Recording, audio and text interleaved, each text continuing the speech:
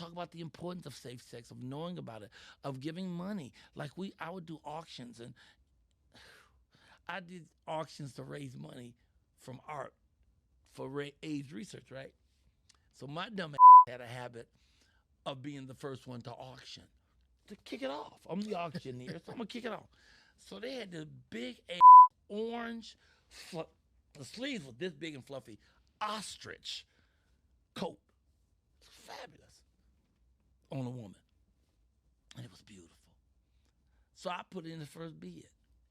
Do you know that not one other motherfucker bid for that shit? So I end up going home with this big orange ostrich feather. I don't think I ever wore it. I think I finally sold it or gave it away or something. But we was doing it to raise money for AIDS. So I would be out there doing pieces about safe sex, and then I would go to pieces about my addiction, about crack, and how, you could change your life at any moment you choose. But what moment shall you choose? And I would talk about how crack would you up, mess up your family, and the stuff you go through, and how we crawled on the floor looking for rocks. And I would tell these stories and always sew it up with the lesson that goes with the story. So by the time I get through with my show, I've taught you things, I've told great stories, and I've told jokes all the way in between it to keep the flow going. So you end up with a well-rounded show. Michael Colliar's mama, that's a whole different kind of thing.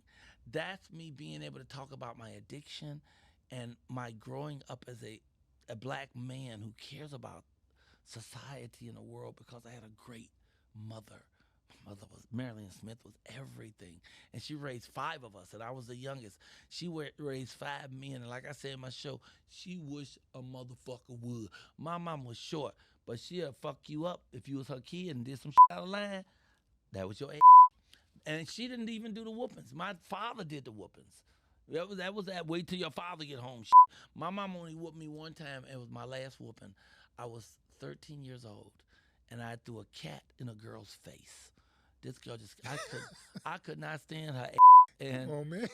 and I threw this cat in her face, and a cat got to grab something. Yeah. It had nothing to grab but her face. Tore her head. And it was my brother's boyfriend, and I didn't like her. It was my brother's boyfriend. I think I was jealous because your brother's girlfriend. Because it was my brother's girlfriend. Yeah, it was my brother's girlfriend, and so I didn't really like her. I didn't really like her because she took my brother. Mike, Mike, man, hold on, man. I ain't never heard somebody say, I threw a cat in his face. I threw a cat in her face, in his girlfriend's face, and my mother whooped my ass with an ironing cord.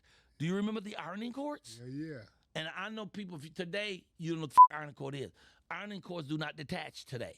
Yeah. In the 60s, the ironing cord would detach from the iron for no other reason except to whoop your ass, because it did not attach to anything else.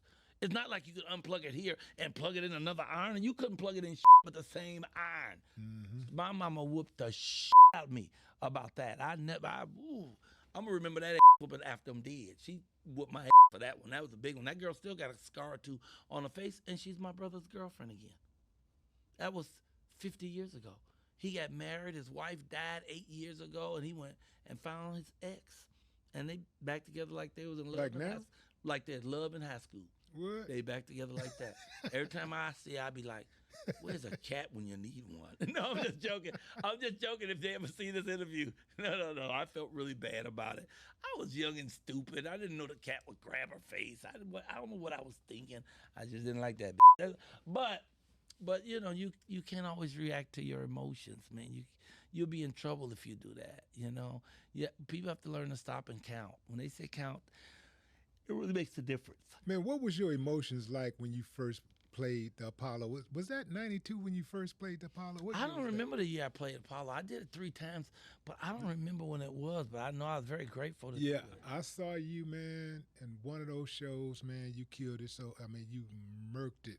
It was the one the dude was talking, and you said, man, shut your ass up, something like that. Oh, wow. You started off the show like that. I don't remember those. I know you ended it with some motivation. You said, let me see, you said, I don't care. You was talking about how we need to start taking care of each other. And you said, I don't care if you worth $100,000. I don't care if you got $100,000 or $100 million.